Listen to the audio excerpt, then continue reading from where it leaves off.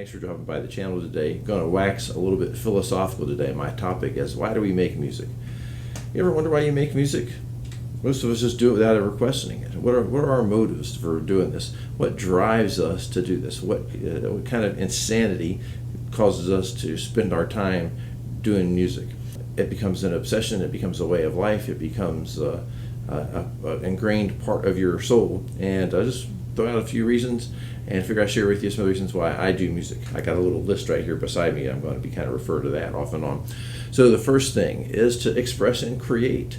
When I was a young guy, before I started music, say like middle school age, junior high school, what they used to call it back in the day, 7th, 8th grade, I was big into drawing and art, and I won a couple of like student art shows. And then when I got into playing guitar the summer before I started 9th grade, the guitar just grabbed me. It just seized me, and I just wanted to play it all the time. And what was the difference?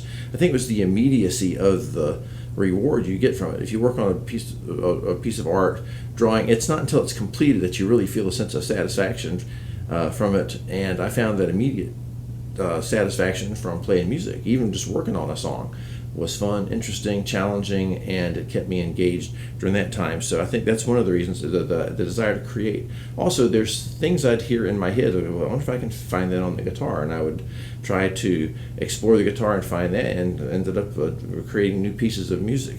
Another reason was to make friends. I remember when I first got interested in the guitar, they used to have, like back in the days, comic books like Superman and Batman and the Flash and the different comic books that they'd have at the time. They have these little ads in the back, and had one of them says, learn to play the guitar, make friends, meet girls, be the life of the party. Well, that sounds good to anybody who's like 10. And so, that was kind of a thing. And so when I started playing guitar, well, it led me to meeting friends. I made a family move. Like my father was in the military, we got transferred to Alaska from Virginia. So moved, 5,000 miles away from where I was from. Second year of high school as a sophomore, get into the new school, and I'd already been playing guitar about a year and a half maybe at that point.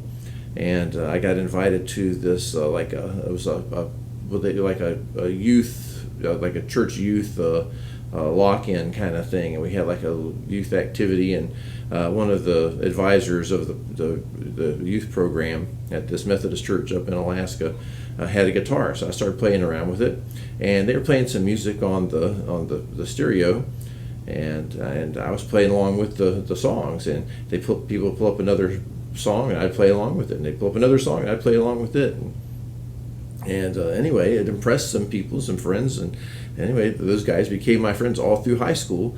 So it was a way to make. Now, I was not a singer. I do sing a little bit, just out of necessity, but it was not there. Just the guitar was always my main thing. That time, I was way too shy to sing in public, so I would just play along with these the records or the songs on the radio, and people would just be amazed that I could do that, and I could do it by ear. I was pretty much self-taught at the time. I did take music lessons and study music later on, but at that time it was all just kind of instinctive.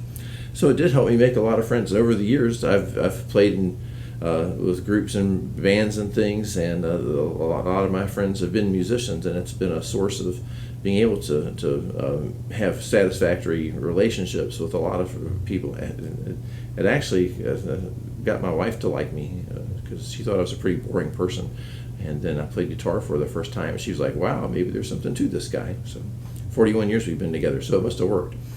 The next thing I've got on my list here was play with bands. I mentioned that kind of in passing. Playing with a band is just a lot of fun. I've played with rock bands. I've played with a 19-piece jazz band. I've played with like in acoustic duets, and I've been an accompanist to play with other like singer-songwriter musicians. It's a very fulfilling thing to do, to take music and be in a group. I remember one of the real exciting moments when I was probably it was like the week before I graduated from high school. Our band pulled out. It was the end of the year, and the band in high school. This I'm talking about a jazz ensemble, like a 19-piece big band. They pulled out the song. It was a chart just because we hadn't played it through the year. We were going to sight read through it. It was the song "Dialogue" by Chicago, and it was the parts 1 and 2. And the whole end of that song is just cut loose guitar solo, and they got the brass going with it and everything. And man, just hearing that much air moving with all these horns and the guitar just wailing and the bass driving, it would just bring goosebumps up on your arm. The physical response of the music is really something in that situation. So playing with a band is just really great. And peak experiences. Having studied some psychology, you may have, if you've ever read about Maslow's hierarchy of needs, we start with like survival needs and then belonging and so on and so on, and then you get to the very top thing called peak experiences. And peak experiences are things that stick with you in your memory, but you can't stay at that place. They're the peak experiences of your life. They're standing on a mountain experiences that you have occasionally in your life. And I remember, like, I've had several of those through music. One of them one time was playing with a festival in Alaska with a band. We were like a regional band that it was kind of a favorite, and they used to have a thing back in Alaska in the 90s called the Talkeetna Bluegrass Festival, and our band would frequently be the headliner band on the last night of the festival, and we played the last set starting at about 11 o'clock. Now you have to realize in Alaska in the summer, at 11 o'clock at night, it's still daylight. The sun is still up. And anyway, all the 2 or 3 days this festival had been going on, it had been nothing but rain, cold, rainy, wet, maybe 50 degrees at the most, pretty typical Alaska summer. And the campgrounds where the campers were all hanging out, and the festival goers, it was just a big mud hole. It was like Woodstock, kind of like that.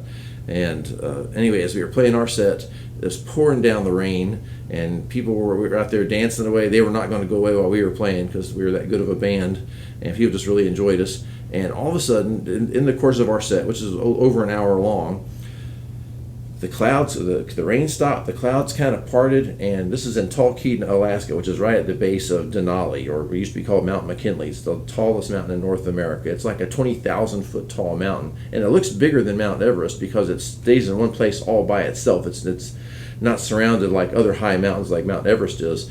And unlike Mount Everest, it doesn't start at a plane that's like 6,000 feet above sea level and go up. It's maybe couple hundred feet above sea level, and then it goes up 20,000 feet. So it's a really stunning looking view.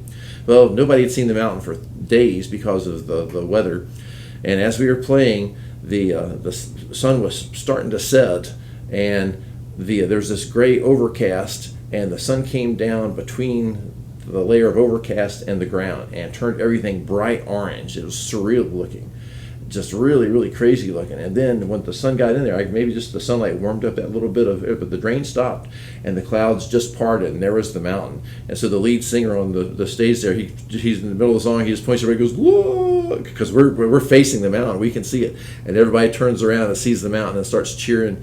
It was like one of those peak experiences, one of those once in a lifetime thing that you'll never ever experience again, and that memory always sticks with me. So I've had a lot of those experiences through music over the course of my life.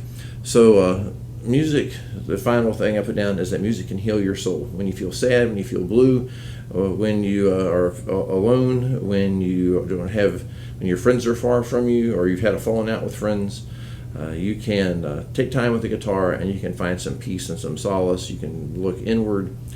You can sing a sad song. You can all those things just tend to kind of heal your soul and give you hope and give you peace inside. Well, I'm going to go ahead and wrap up. Thanks for watching the video, and check back on the channel for more stuff. Be sure to like, subscribe, and share. And tell me in the comments, what's your reasons for playing music? What drives you and keeps you in the game? All right, thanks everybody. Bye.